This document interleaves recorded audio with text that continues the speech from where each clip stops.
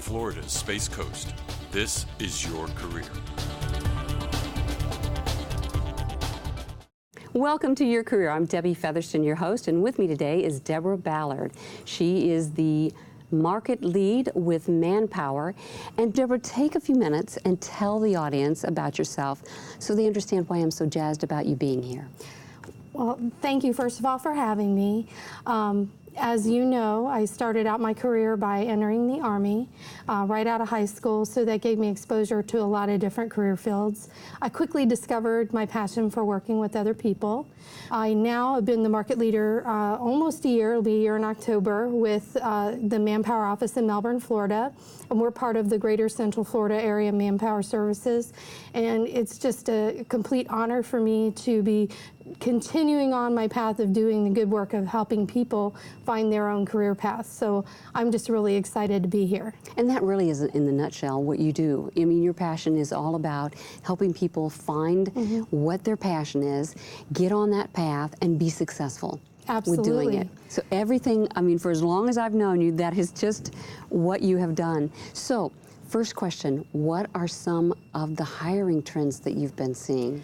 One thing that excited me about joining Manpower was that they produce an actual outlook report. Most reports that you see out there are based on historical data. We actually have a team of experts that puts together this great quarterly projection. And it really gives us some insight into what to expect by gathering data directly from employers and existing clients, as well as integrating all the information out there that's contained, in government resources. So it really integrates multiple data points and is very effective. In the Southeast, of course, the top area of growth is hospitality. I mean, we have to expect that. Coming very close second is our construction industry. Interesting. Yeah, the construction industry, I'm fascinated with that because I see a lot of the average construction workers in their mid-50s. To me, that's a little worrisome because we know how much longer can somebody do that heavy duty kind of work. So I think a combination of utilizing our resources, effectively providing for individuals in immigration and that sort of thing, and training our new grads out of high school, helping them to identify their path, it could lead a lot of new young blood into that industry. And there's just such a significant need there. Of course, there is some growth, and mainly in the durable goods side of manufacturing. Everywhere we see growth, but what we did see, we had a growth projection which fell right in line for about 13% this quarter. Next quarter, we're looking at it actually to slow down. There will be some bumps up in the retail industries and that sort of thing, but overall it's a slow, steady growth process. But as we look at the fact that our population is aging, that becomes worrisome because we know the talent pool out there is somewhat shrinking. We have our baby boomers, lots of wonderful talent and skills, and they're going to be retiring and leaving the market. I think it's like 1,000 a day or something. It's at a pretty good clip. And we don't have as many people graduating from high school and from technical programs coming out and entering into the workforce.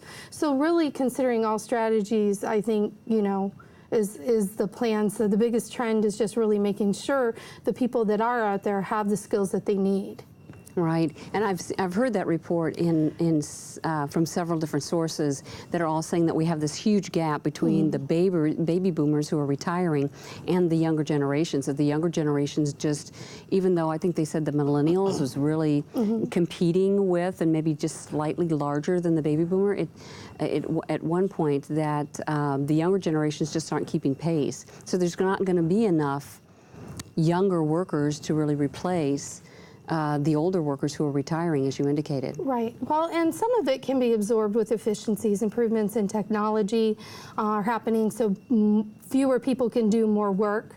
The automation, especially in the human resource industry, alleviates a lot of that tedious data entry piece because you're responsible when you apply for a job and actually entering your own information, making sure that information is accurate, so then when you do get hired, you start to get paid, that you're getting your paycheck to the right place, all your information's in there as far for benefits and that sort of thing.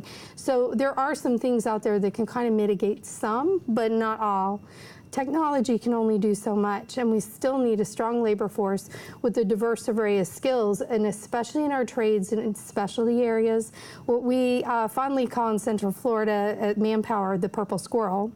Unique skills that really maybe only a few folks are needed.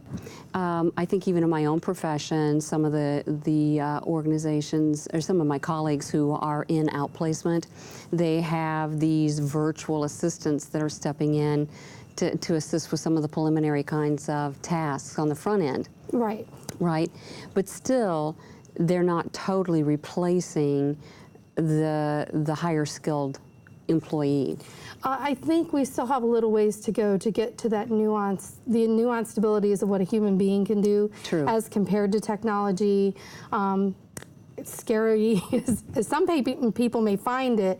I do think that there are some technologies around the corner that could kind of double in for that, but sometimes it actually creates more work to have technology in different arenas. And so it's really a rapidly changing and redefining of what some of the jobs are that are out there that present other challenges to the workforce. Because you have somebody that used to, dig a ditch or do, mine coal or different things in the printing industry that are on the decline, and it's like, how do you get that person into all this new technology? Yeah. I know across the country, I saw a documentary where they were retraining coal miners to be kind of program things for the new energy industries. And I think that that's exciting, and there's pockets of that all over the United States, so that's huge, and I think really inspiring. And then you have some of the industries that are relocating back here to the U.S.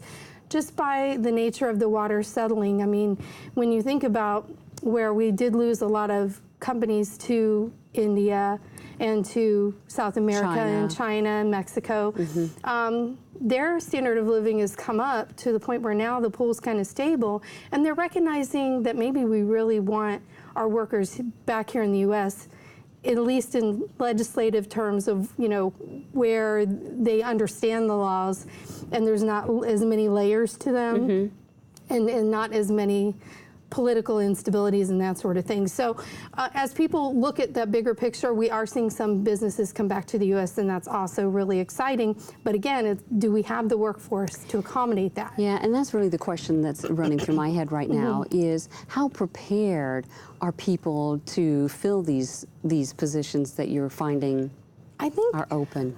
I'm excited at how prepared I see a large number of people that come through our doors with the technical savvy, especially the younger folks, and then some people who just really enjoy it.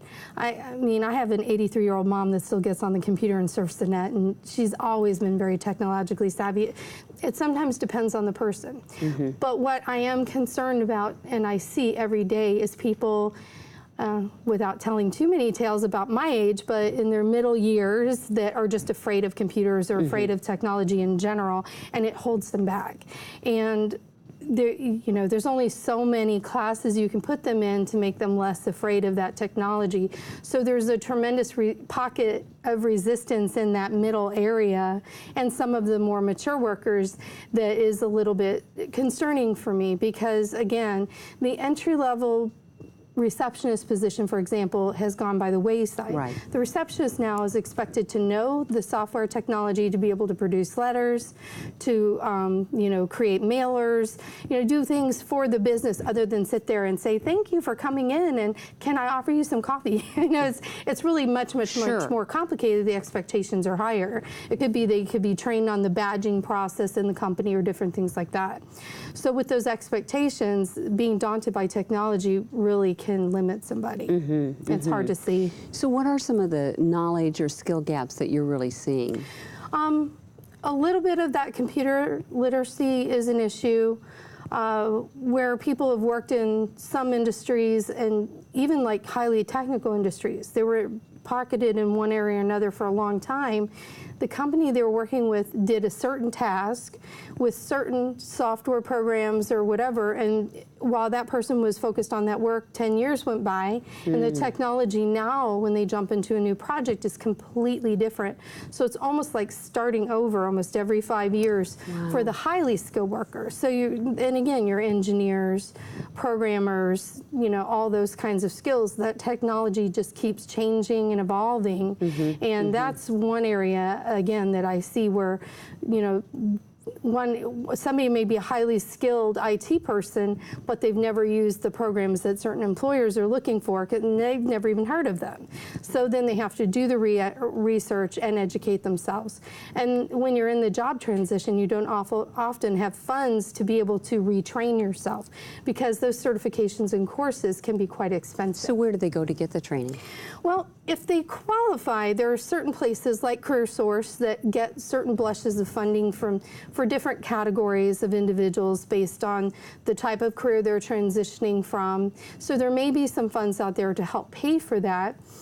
There are some great programs for individuals wanting to get involved with technology that are offered at no cost. They're funded through block grants and that sort of thing through the colleges. That if you do your research, there's a lot of great information out there. In fact, they're partnering with local churches like the Real Church and Pastor Jarvis Wash I was telling you about. He did a live feed on his Facebook page promoting some A+ certifications and other things that Eastern Florida State College was offering, and told all his followers where to go to look into this. This is great for young people who haven't found a direction, or they graduated high school, they don't have a higher technical skill. It's great for people in that career transition where they need to upgrade. So there are little pockets of resources out there. In addition to that, I mean, you have your basic computer class training and that sort of thing. There are online resources. It's Allison with one L, allison.com. It's actually out of England. And you can get on there. They have tons of free courses. You also have GCF Learn Free. That's a Goodwill Community Foundation. I still haven't identified which state they're in. I know it's like an M, but it's free to everyone. You can sign up. You can either audit a course or take a free Excel training and upgrade your skills that way, and that's fantastic. And then I think folks need to really consider looking at employers that offer that sort of training. I know one thing that we do, we have our own training program at Manpower. It's called Power U. It's offered to every active employee that's working for us so they can upgrade their skills. And I know while we're a franchise location, there are some locations that they're piloting a program where they're actually providing degrees through that same system. So some exciting things on the horizon, and a lot of companies are looking to do that because they recognize that technology is so changing. Their existing employees need to retrain and retool. Back even when I was in college and my undergrad and even working at AT&T, I went through a year-long training program that was all about management and leadership. So again, you want to look for companies that are, offering some sort of resource. That's a great interview question to ask too, is like, what kind of training and retraining do you offer, or do you help us maintain our current skills and that sort of thing? It's just something to kind of look at, and I think job seekers who are trying to figure out what path to take, that's a really good question to ask. I want to take the conversation just a slightly different direction here for just a little bit of time. Sure. This being an area of real passion, I want to take some, I really benefit from you being here with us, right? Okay. And so one of the questions I'm really curious about, in your opinion, Deborah, what would you say are some things that individuals need to be aware of that will ensure that they get on that path to success? I think the most critical piece is to know yourself, and what I mean is do some assessments. Take some time to talk to people. If you think you're interested in a career field, find some people in that industry and schedule an informational interview. Spend that time really understanding the field and the activities that you're going to be doing on a daily basis, and make sure it's something you're going to enjoy. I think that when people get into things, I think you and I talked about this before, but I met a young lady who went all the way through law school through my travels in my career, and got through it and got into her job and never did an internship, never did anything, but she got hired by a law firm, got in there and figured out within the first 6 months she hated being a lawyer. Because you have to like the work, and the work, if you're a go-getter and social person, lawyers spend a lot of time doing research and paperwork, and and more research, so you really got to understand what you're in for. So those internships and those informational interviews are so critical. People really need to take the time to investigate that. But so knowing yourself too is really easy, because you can go to Career Source's site, you can go to a lot of different places, and there's some fun tools out there that can kind of help you get a handle on what kind of environment you'll be successful in. You have to, again, explore, understand who you are and what you enjoy, and that could evolve over time. And not every job you're going to enjoy every single activity that you do. There's always going to be a percentage of things that paperwork or whatever, something that you have to do. Some people love doing paperwork, It just depends. But it's understanding what those tasks are and recognizing that you're trying to at least spend most of your day doing something you like. Right. So you've raised a lot of really good points. And I think these are important things for people to be aware of. Some very basic ones as well. What were you going to say? I was going to say, do we continue to? Well, I think you're really right. That people need to zone in. What is it? First of all, what do you love to do? What do you want to do? And you've given them great suggestions on being able to figure out, what are some of the possibilities? Because some people who become unemployed, right? It's a downsizing. Yeah. And they are confined geographically.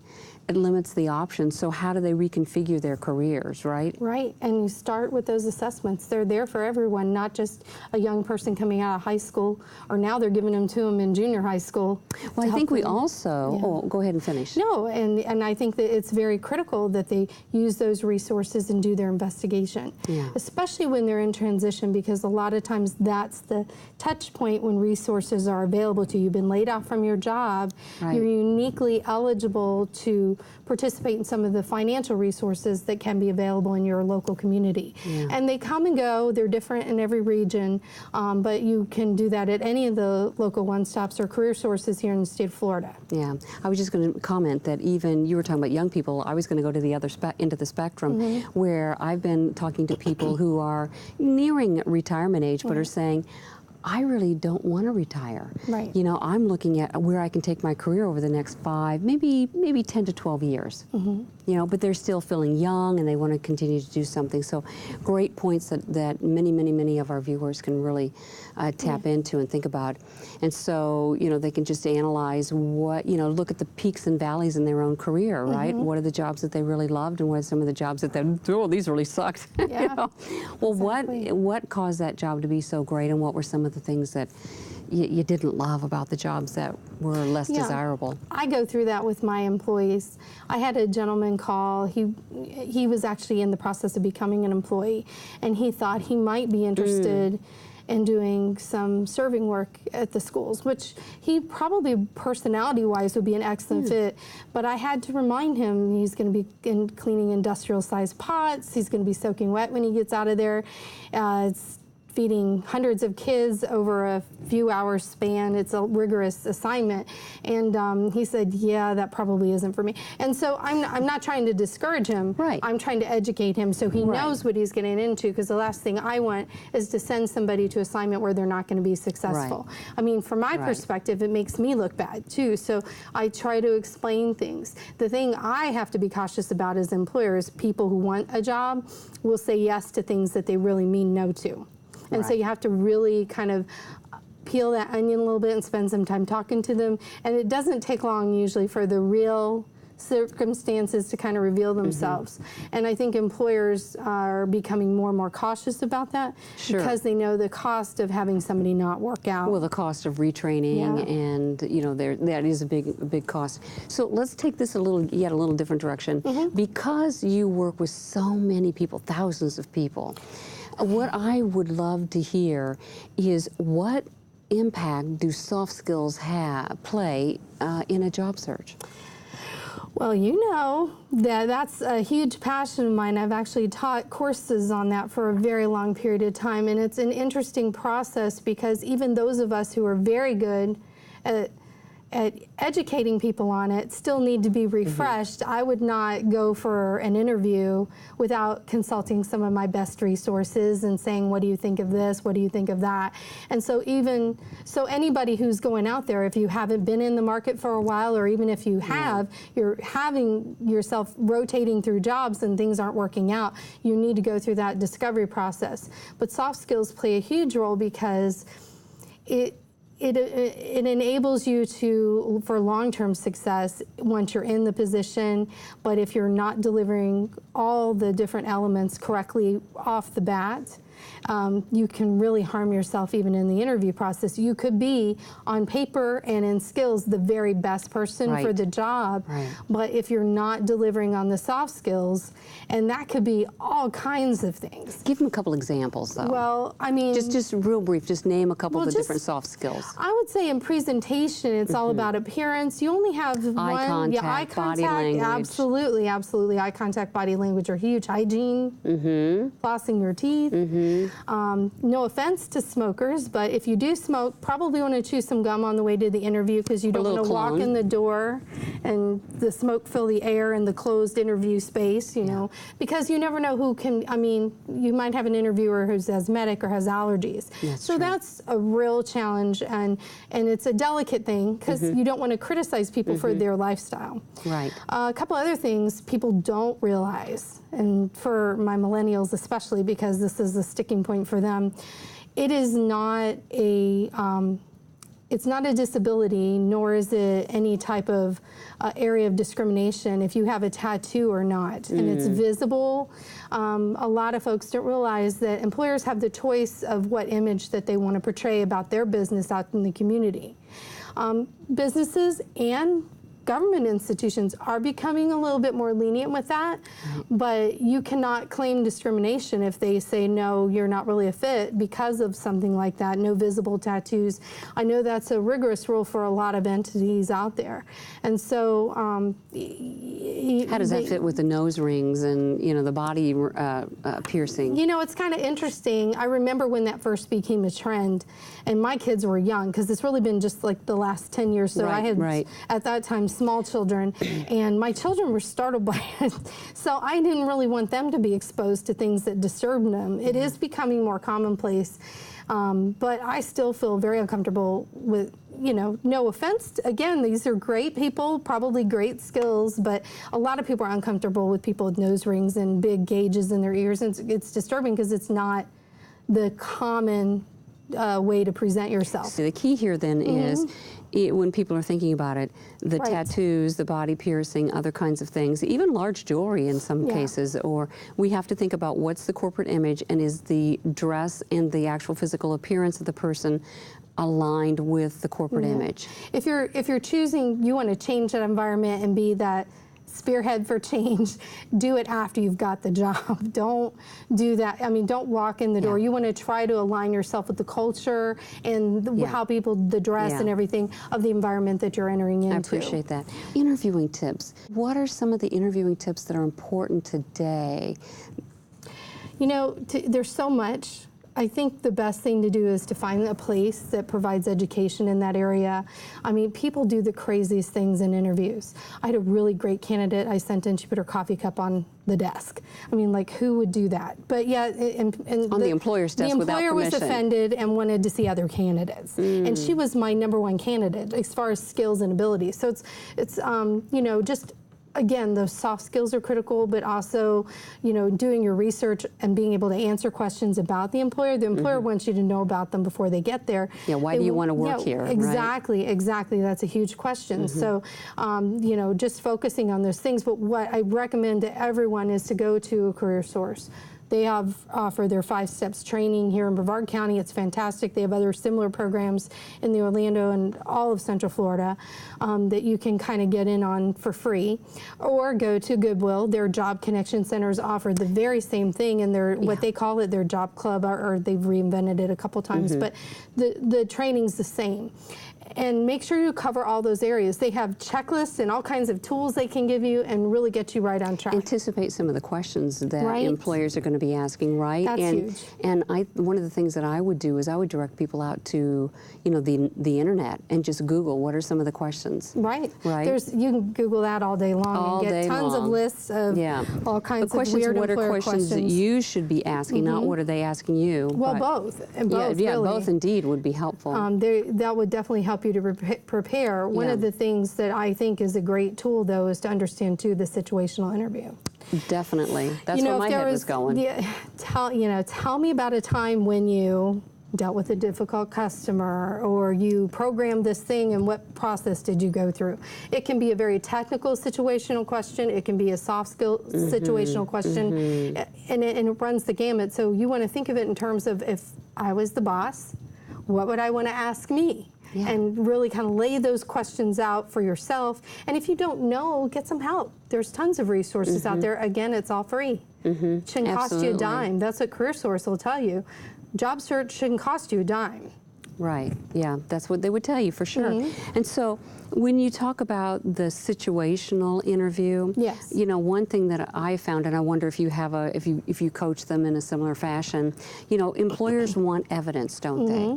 And so I would advise them to think of a specific example of where they have that situation really demonstrates their performance in X or Y. Yes. Does that make sense? Yes. Does that still fit? It totally fits. And the critical piece that people sometimes miss is make sure you pick a story that shows you in a positive light. Yes. Don't bring up some heartburn from some situation that you've dealt with at a previous employer.